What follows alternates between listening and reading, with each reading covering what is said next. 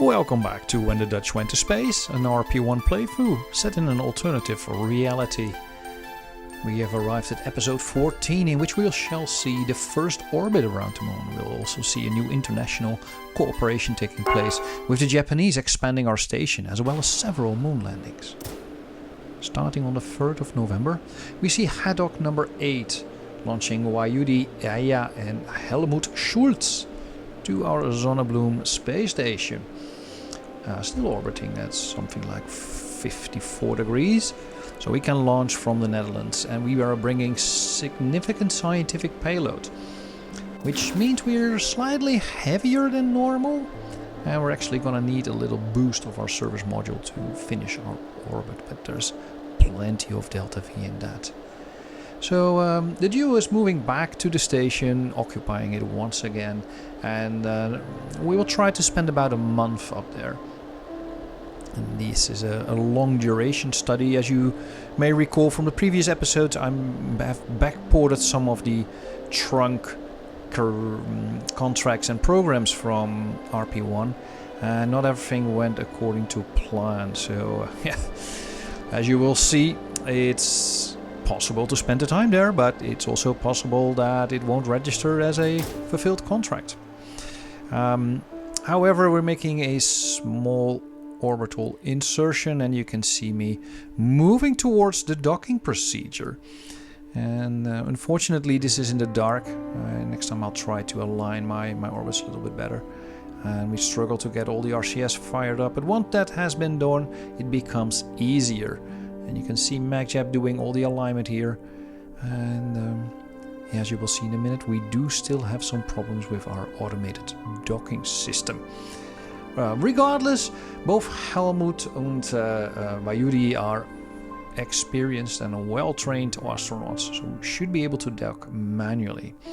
Their attempt is to spend 30 days. The Soviets are going to do this in 1971 with Soyuz 11. I think it's still on board of Salyut number 1, and it's a tragic, quite a tragic story, because on re-entry all the cosmonauts will unfortunately perish.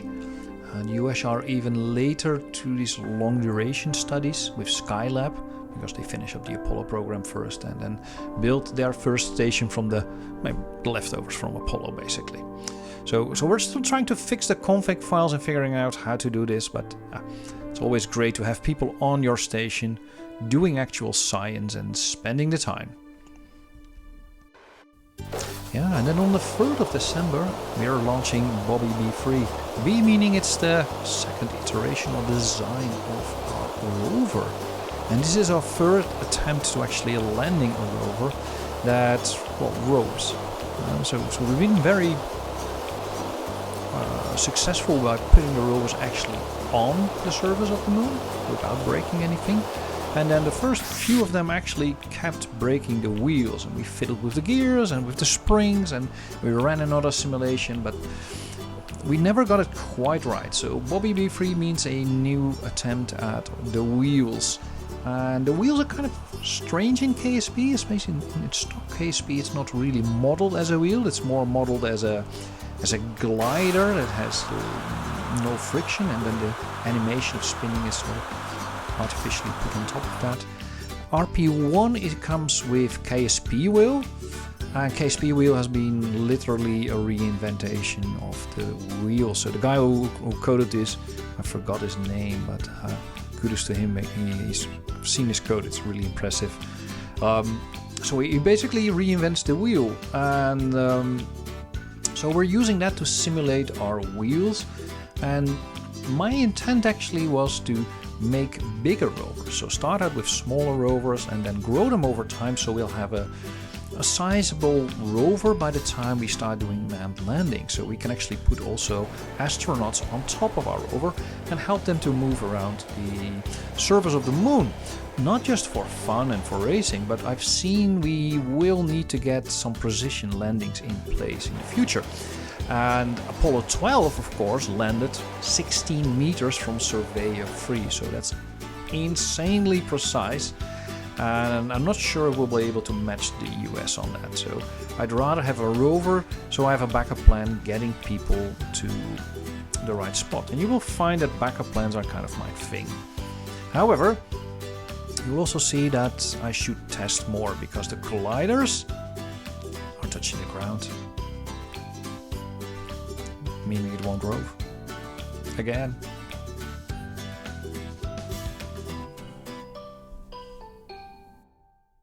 So on the 18th of December, we are sending up Gateway. And yes, it's similar to the Gateway station that NASA is currently developing, but in a sense it's also not. Because it's not in an eccentric orbit, it's going to be in a circular orbit, it's going to be in a low orbit. It's going to swing behind the moon and lose communication. But we've got some satellites up there, we'll cover that. It basically is a huge battery with solar arrays that will keep it powered and generate so much energy that it can power a Haddock spacecraft for 30 days. It also has 30 days of supplies on board. So the idea is that if something goes wrong, there's a backup. And the capsule should be able to make it to the Gateway system, dock to it, and that will give us 30 days to send up some kind of rescue mission. And I really don't think why the Americans never did this. Like, they had Apollo 8, 9, 10. They had plenty of opportunity to bring free shipments of 15 tons to low moon orbit. And it just sounds like a much safer thing to do. In previous saves of KSP, this really helped me out. But regardless, you can see me bring, I was gonna say station, but it's just a big satellite. Into orbit, it's just a bunch of docking ports, power and supplies. But it's built for expansion, and in this alternative reality we are gonna reach out to our international buddies and see if they want to collaborate with us into turning this into a lunar space station. Next up, this is the big one. January 4, 1968. Junarti Sinaga and Bertrand Dubois are strapped in, sitting on top of the Europa 2, our powerful iteration of the Europa-class rocket that is still powered by the Delta engine on the first stage and has Viking engines on the second stage, but has this hypergolic engine on the third stage. And it's the hypergolic engine that we are so extremely blessed and fortunate with, because this one has 10 relights, meaning it will not only help us to just get into orbit, but then it will have plenty of delta V left. And it's designed for 20-ton to low Earth orbit, but I think the Haddock capsule weighs something about 5 or 7 with all the extra delta V packed into it. And the upgraded design has a little solar panel which allows it to power the spacecraft, so we don't drain the batteries completely. And of course we also have power generators in there, like fuel cells, but there is an additional avionics units on top of this stage. It's gonna drain some power. In the previous episode we of course had the disaster with Micah being flung out of control during this particular event, but now things are going great, and you can see the trans-lunar insertion going very well indeed. They spent some time barbecuing their way over to the moon, barbecuing because they roll the spacecraft, not as gentle as Apollo is going to do it. We sort of have a kind of a weird spin, but touching the RCS typically means changing your orbit considerably, so I'd like to avoid that. But we arrive at the moon, and a decision is being made back at Space Center that we are not going to use all 3 of the hydrogen engines, but all 3 of them are still functional, but we are using only the outer 2, sparing the center one as a backup. So if we have a burn failure, we have an engine that still has more ignitions, and maybe that works better. But yeah, the 8th of January 1968, and they are in orbit of the moon, enjoying the spectacle, avoiding the mountain on the dark side of the moon, or the far side of the moon. but they're enjoying themselves. So much, actually, that Shunati is stepping outside, and he is testing the railing system that we put on there, which will prove not to work. We will need to transfer into the lander by going outside, much like the Soviet plan was. There's no room on the spacecraft to have a crew tunnel, so we need to figure out how to get there. And we haven't invented jetpacks yet. They are in development, but I'm not sure if we can get them done. But this is not going too well, and fortunately she is attached to this tether, which we can roll in and bring her back. In some of the simulations the tether snapped off, and now she's just bouncing off the spacecraft. Ragdolling her back, but hey, she makes it back in safely. So the Dew spent about 20 hours in orbit, and it's a little bit shorter than the expected duration of the first lunar landing.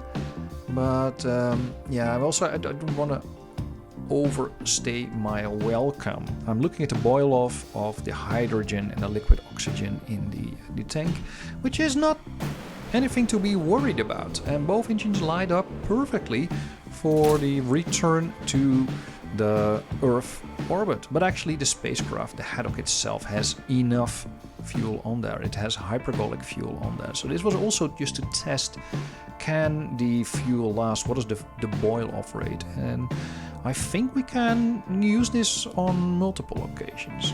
We are running out of supplies, in particular water, on our way back. But we're a couple hours away, and they just have to suspend bathing. Small correction burn will raise the periapsis to 63 kilometers. So we've seen people skip off the atmosphere in the past. We're trying to avoid that, and this seems to be the perfect altitude. They come back with 270 meters per second spare. But I also saw that they had a ton of ablator on this thing. So I basically packed it completely with ablator because I'm so afraid it would burn up. But it didn't. And they're on their way back. Isn't that awesome? So we've shown the world that we can actually get to the moon, orbit it, and get safely back to our beloved green planet Earth. But how do you land on the moon? Well, you've already seen the Beardy lander in the previous episode. But can it do the job? So we're launching it on a Europa 2 as well. And since it's much lighter, it will definitely make it all the way there. And you can see the three engines perfectly fire up, finishing the orbital insertion burn here. And we're plotting a course towards lunar injection using the same stage. I love to use the same infrastructure, not just because tooling and building up infrastructure is really expensive, but also I kind of like the idea of reliability behind it. Using more of the same, which will build up the reliability data. I think that's something we would do in real life. And you will actually see one of the engines fail again on this upper stage. And but the other two are more than capable to compensate. And we make it all the way to the moon. And we're of course going to use the center stage, I think, to do the orbital insertion burn. Because, yeah, having lost one of the outer engines. Basically, we're overburning the engine now slightly. But I think that's okay. I think it's okay. These engines are more susceptible to not igniting than overburning. At least that's what I've seen so far. The Beardy lander is now in orbit, and despite the fact that we have got plenty of delta V left in the hydrolock stage, we're gonna decouple and test its little landing engine and all the RCS thrusters. Some of them had to be switched on manually. I'm not sure what I did wrong there, but even despite staging it, it didn't go on. And I had to manually activate them. So we have found a very nice spot. This tiny lander has, I think, slightly over 4,000 meters per second. So it should be more and more than enough to actually wake it all the way down. And as you will see, Mac Jeb does a great job of putting this little lander down automatically. Some in the It's not in my Tranquility, but it's one of the other Cs. I forgot which one it is. I forgot to pack scientific instruments, so this is not doing much, but it's an all-round test. So she spent about an hour on the surface, and then we try to get back into orbit. Now this is where MacJack can't help us that much, because we're not really doing primary vector guidance with an atmosphere, so you have to sort of do it manually. And yeah, this is my attempt of getting to orbit. There was so much fuel left in the descent stage that the ascent stage doesn't have to work really hard to get into orbit. I think there's about 200 meters per second left. And we're good citizens, so we clean up and deorbit our little lander back to the moon. No any debris in orbit. Which brings us to the 10th of April in 1968. We are launching the Yutukai module. Yutukai, I'm a judo practitioner, and a judo practitioner should probably know what it means. It's one of Kano's founding principles of judo, and it means for the mutual benefit, or for all of mankind. It would also be a very popular translation, I guess. And for mutual benefit, we are launching a tiny space lab. Yes, you may not know this, but actually the largest laboratory on the ISS is operated by Japan. So by far in cubic meters, they have an insanely big module that they are operating over there. So they're very invested into space. And in our alternative reality, they of course do it a little bit earlier than you might expect. So we're launching this in 1968. It's a small lab. It's a really tiny lab. It's 1.25 meters in stock. I'm not sure how big it is in RSS. Like 1.6 times larger. I think that's the normal translation. You can see that we're using the service module based off the Haddock. I really like this service module, and also it makes sense to use that equipment to build transport vehicles towards your space station.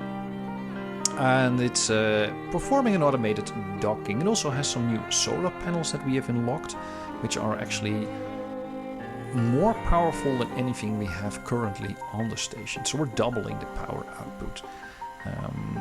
It also provides some additional resource spaces, but the main reason why we've added this to the station is because I think I finally managed to hack the config files far enough to bring back all the experiments that I need.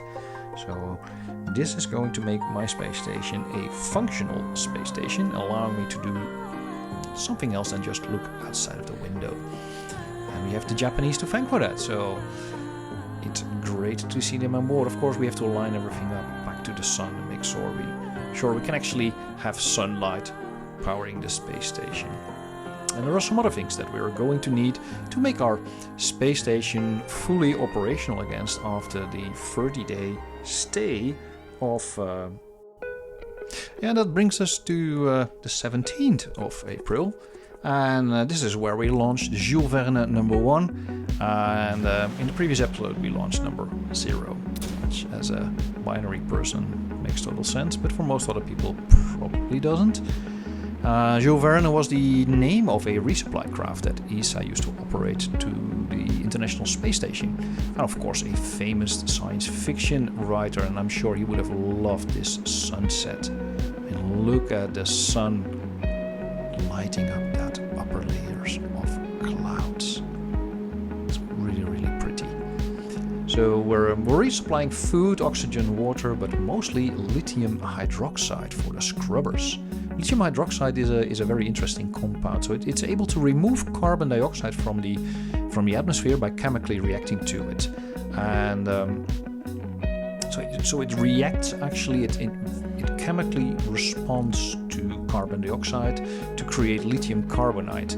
And it's not very heavy, like you don't need to bring a lot of it, but you do need to bring it, because otherwise your scrubbers are gonna run out of lithium to power it, and that's gonna boost up the CO2 levels, and then your astronauts are going to be so poisoned.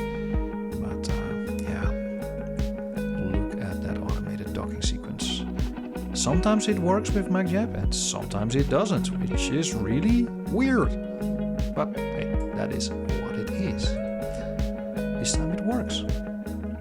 And it's time to send people up there.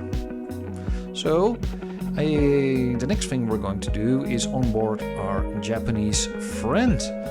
Because, well, if you send up a lab, I think you're entitled to send up some crew as well. Which means on the 16th of May 1968, Haddock E11, yes, another iteration, where we are branching off our Luna-rated Haddocks from the Leo-rated Haddocks. I suspect that the commonality is going to stay rather large, but I don't want to make mistakes, and I've underfueled the capsule. And I don't want to have that happening on my lunar flybys, of course. So on board is Toyohiro Akiyama and Ian Hughes, so our British space pioneer that has already flown a couple of times, together with our Japanese friend. And our Japanese friend is actually a journalist and television reporter. He was the first Japanese citizen and the first journalist to travel into space. And in real life this happened in 1990, in which he had a seat towards the Mir space station. So we are about 22 years early. And but I think he's gonna suffer from the same big problem that he suffered in his trip to Mir, which is his smoking addiction. So this is 1968. Smoking is totally normal, and Toyohiro is capable of smoking or smokes, I guess, 4 packs of cigarettes a day. That means he roughly burning a cigarette every 12 minutes. And of course that would be a huge waste of oxygen aboard our station, so yeah, that's not going to happen. So he's gonna have to hammer through this one, and you can see us screwing with the automated docking system again, and then finally going for manual docking after all. And this is no problem, all of our astronauts are very well trained in this procedure. But here you go, docked. And he's setting himself up for 180 days in space, because that's the mission. And he's got an amazing view in his tiny laboratory. So we're going to smash the desired contract by a long shot. But the desired contract is 60 days, but we're going to make it 180 days in space. And the next episode, we are going to the moon.